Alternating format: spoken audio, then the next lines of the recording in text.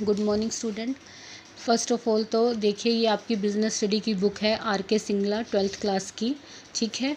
और इसके 2 पार्ट होते हैं आपके। फर्स्ट पार्ट में हम पढ़ेंगे मैनेजमेंट और सेकंड पार्ट में हम पढ़ेंगे अपना फाइनेंस के बारे में। तो फर्स्ट हम पढ़ेंगे इसके अंदर कि मैनेजमेंट क्या है, मैनेजमेंट का नेचर क्या है, इसके लेवल्स क्या है, ये सब हम इसके बारे में पढ़ेंगे। आपने 11th क्लास में जो बिज़नेस स्टडी पढ़ी थी, उस बिज़नेस स्टडी में आपने ये पढ़ा था कि भाई बिज़नेस क्या है, बिज़नेस की फॉर्म क्या है, जैसे हमने पढ़ा पार्टनरशिप क्या होती है, कंपनी क्या होती है, हमने इन सब के बारे में पढ़ा। और इस पार्ट में जो हम पढ़ेंगे वो हम ये पढ़ेंगे कि जो कंपनीज़ हैं उनके अंदर मैनेजमेंट कैसे की जाती है, मैनेजमेंट क्या है, मैनेजमेंट मतलब कि जो मैनेजर्स होते हैं वो काम क्या करते हैं, जो उनको मैनेजमेंट कहा जाता है। मैनेजमेंट का जन्म कैसे हुआ, किसने मैनेजमेंट के प्रिंसिपल्स बनाए, किसने उसकी टेक्निक्स बताई। तो ये सब हम किसके बारे में पढ़ेंगे, इस बुक में पढ़ेंगे। Management and introduction first chapter है आपका। और मैं इनकी, अगर बच्चों के पास नहीं होगी तो मैं इनकी फ़ोटो भी क्लिक करके भेज दूँगी ग्रुप में। देखो, सबसे फर्स्ट है definition of management.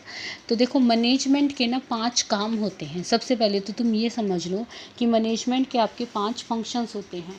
5 functions of management क्या है। सबसे फर्स्ट होता है प्लानिंग। प्लानिंग, आप जो ये पहला पार्ट पढ़ेंगे ना, ये 5 फंक्शंस ही पढ़ेंगे। सबसे फर्स्ट होता है प्लानिंग।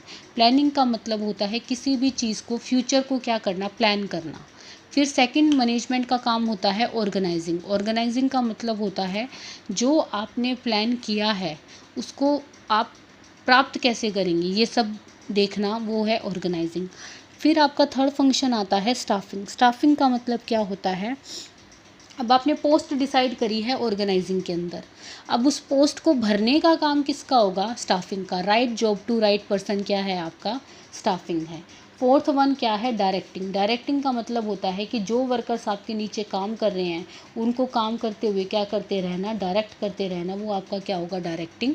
और फिफ्थ वन है आपका कंट्रोलिंग, कि जो काम कर रहे हैं उसको कंट्रोल करना ज़रूरी है, क्योंकि अगर आप उसको कंट्रोल नहीं करेंगे तो वर्कर्स काम सही से नहीं करेंगे, तो वो है आपका कंट्रोलिंग। और इन 5 काम को करना आपका क्या कहलाता है, मैनेजमेंट कहलाता है। तो management is a process of conducting a set of functions. कौन से सेट ऑफ फंक्शंस हैं, planning, organizing, staffing, directing and controlling to get the work done in efficient and effective manner. Efficient and effective manner का मतलब होता है सबसे अच्छे तरीके से उसको करना। यानी कि management is an art for knowing what you want to do and then seeing that do it in the best and the cheapest way. यानी कि मैनेजमेंट वो आर्ट है यानी कि एक कला है जिसमें ये देखा जाता है कि आप क्या करना चाहते हैं और ये देखना कि उसको सबसे बेस्ट और चीपेस्ट वे से करना। बेस्ट जल्द से जल्द करना, सबसे अच्छा करना, चीपेस्ट वे जिसमें लागत कम से कम आए। तो हम उन सब को क्या कहेंगे, मैनेजमेंट कहते हैं, ठीक है। एक FW टेलर की डेफिनेशन, एक टूल किट की डेफिनेशन, ये 2 आप लर्न कर लीजिएगा क्योंकि ये इंपॉर्टेंट है। Characteristics of management. मैनेजमेंट की क्या करेक्टरिस्टिक्स होती हैं, अब इसको जानना ज़रूरी है। आपके इस चैप्टर में दे रखी हैं 14 करेक्टरिस्टिक्स। मैं सारी बताऊंगी, आपको लर्न 4 या 5 करनी है, लेकिन आपको समझनी सारी है, क्योंकि जब तक आप डीपली ये अंडरस्टैंड नहीं करेंगे कि मैनेजमेंट क्या है तब तक आपको बुक नहीं पता लगेगी। तो management is A group effort. Group का मतलब समझते हो, ग्रुप कई लोगों का। तो as per the characteristics of management, एक सिंगल पर्सन जो है वो पूरा का पूरा काम नहीं कर सकता, वो मैनेजमेंट प्रोसेस नहीं पूरा कर सकता। मैनेजमेंट क्या होता है, ग्रुप एफर्ट्स होता है। Whenever we talk the management, every person who is holding a managerial position falls under the domain. यानी कि जब भी आप मैनेजमेंट की बात करोगे तो जो भी व्यक्ति मैनेजमेंट की पोस्ट पर बैठे हुए हैं, देखो हाई लेवल पर कौन लोग होते हैं, मैनेजर्स होते हैं, CEO होते हैं, बिजनेस एग्जीक्यूटिव होते हैं, चेयरपर्सन होते हैं, उन सबको आप किस में डालते हो, मैनेजमेंट में डालते हो। तो एक अकेला व्यक्ति मैनेजमेंट नहीं कर सकता, ये ग्रुप एफर्ट्स होता है। All manager are effectively and each decision taken in the organization. यानी कि सभी जो मैनेजर्स हैं वो मिलकर डिसीजन लेते हैं और तभी वो टास्क क्या होता है, सक्सेसफुली पूरा होता है। फॉर एग्जाम्पल, एक कंपनी वांट करना चाहती है अपना बिजनेस एक्सपेंशन, और इस ऑब्जेक्टिव के लिए वो पार्टिसिपेट किसको करना चाहेगी, उसको मार्केटिंग मैनेजर भी चाहिएगा, अपने साथ प्रोडक्शन मैनेजर भी चाहिएगा, सेल्स मैनेजर भी चाहिएगा।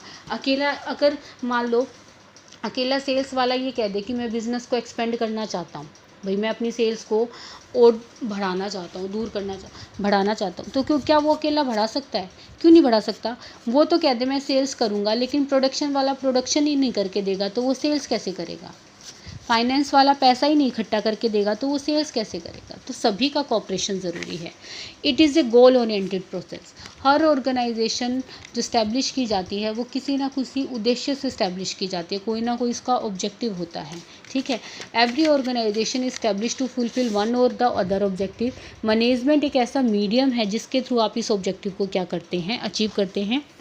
मैनेजर अपनी नॉलेज के बेस पे और अपनी एक्सपीरियंस के बेस पे जो भविष्य के इवेंट्स हैं उसका क्या करता है, प्रिडिक्शन करता है, उसके अकॉर्डिंग प्लान करता है, और ये वो अपने जो सबॉर्डिनेट्स हैं उनके वर्क को मॉनिटर करता रहता है, उनको गाइड करता रहता है, टाइम टू टाइम उनको मोटिवेट करता रहता है, ताकि जो ऑब्जेक्टिव है उसको क्या किया जा सके, अचीव किया जा सके। तो ये गोल ओरिएंटेड प्रोसेस है।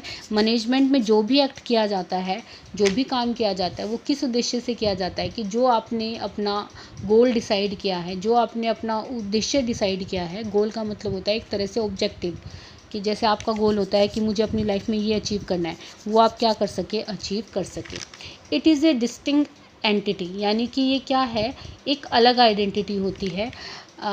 Scope of business is not possible and owner to perform all the function himself. देखो आपने कंपनी के अंदर पढ़ा होगा, हमने जब कंपनी का चैप्टर पढ़ा था, management and ownership are different.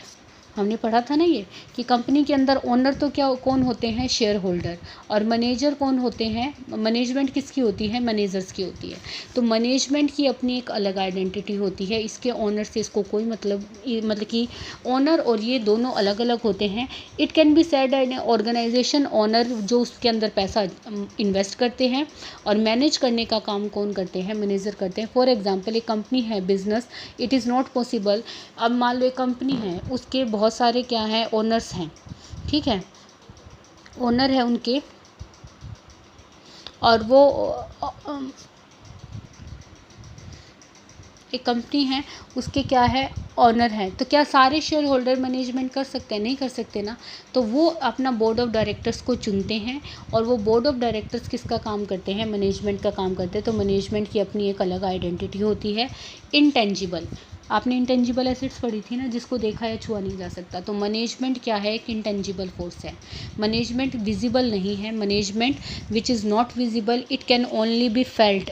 आप इसको केवल महसूस कर सकते हो। और कैसे महसूस कर सकते हो? अगर आपका बिजनेस अच्छा कर रहा है, अगर आपका बिजनेस प्रॉफिट अर्न कर रहा है, तो आप ये मानेंगे कि आपका मैनेजमेंट अच्छा काम कर रही है।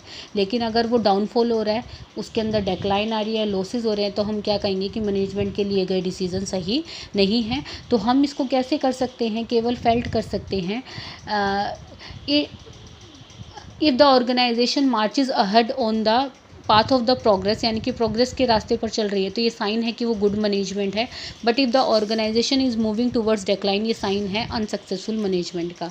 ये एक पूरा प्रोसेस होता है। मैनेजमेंट क्या है? एक प्रोसेस है। प्रोसेस का मतलब मैंने आपको बता दिया था कि ये इसमें प्रोसेस क्या होता है। सबसे फर्स्ट क्या की जाती है? प्लानिंग। फिर उसकी क्या की जाती है? ऑर्गेनाइजिंग। फिर स्टाफिंग, डायरेक्टिंग एंड कंट्रोलिंग। ऐसा नहीं होता कि आप कंट्रोल करना पहले शुरू कर दो और फिर प्लानिंग करो, नहीं। इसमें एक पूरा प्रोसेस फॉलो होता है। देखिए आप आगे के चैप्टर जब पढ़ेंगे तो आप ये levels and functions of management पढ़ेंगे। देखो फंक्शंस ऑफ मैनेजमेंट, तो फर्स्ट फंक्शन होता है प्लानिंग, फिर ऑर्गेनाइजिंग, फिर स्टाफिंग, फिर डायरेक्टिंग और फिर कंट्रोलिंग। तो ये पूरा एक क्या है, इसकी साइकिल होती है। तो ये पूरा एक प्रोसेस है। और आज के लिए लास्ट है आपका last, it is an inborn and acquired ability. Inborn ability का मतलब क्या है? देखो हमारे जो ये MBA वगैरह के कोर्सेज हुए हैं, ये अब मतलब कि अब तो नहीं कह सकते, इनका ट्रेंड अभी मतलब कि कुछ 10, 20, 30 सालों से क्या हुआ है, चलना शुरू हुआ है और अभी भी हमारे देश में ये ज़रूरी नहीं है कि जो मैनेजर की पोस्ट पे है उसके पास MBA की डिग्री हो, नहीं। ये एक इनबॉर्न एबिलिटी होती है। जैसे लीडरशिप जो होती है, कुछ लोगों के अंदर बचपन से ही एक ऐसा हम क्या कह सकते हैं, एबिलिटी कह सकते हैं, गुण कह सकते हैं। हम उसके अंदर ये गुण कह सकते हैं कि इनबॉर्न एबिलिटी, हम कुछ लोग ऐसे होते हैं जो बचपन से ही क्या होते हैं, उनके अंदर होता है कि वो लीडरशिप करते हैं, गेम में लीडरशिप हो जाते हैं। हम क्लास में किसी को मॉनिटर बना देते हैं तो हम कह देते हैं ये लीडरशिप सही करेगा, ये मॉनिटर का अच्छे से करेगा। तो वो क्या होते हैं, उनके अंदर इनबॉर्न एबिलिटी होती है। तो मैनेजमेंट भी क्या है, एक इनबॉर्न एबिलिटी है। बट आजकल इसको क्या किया जा सकता है, एक्वायर भी किया जा सकता है according to modern concept. However if person does not possess the gift of inborn management ability, there is no cause of worry, यानी कि उसको चिंता करने की ज़रूरत नहीं है। Because to the dearth of the institution giving educational management, आजकल बहुत सारे इंस्टीट्यूट हैं जो मैनेजमेंट की क्या देने लगे हैं, एजुकेशन देने लगे हैं। ये एक इनबोर्न एबिलिटी नहीं है, बल्कि अब इसको आप क्या कर सकते हो, एक्वायर भी कर सकते हो।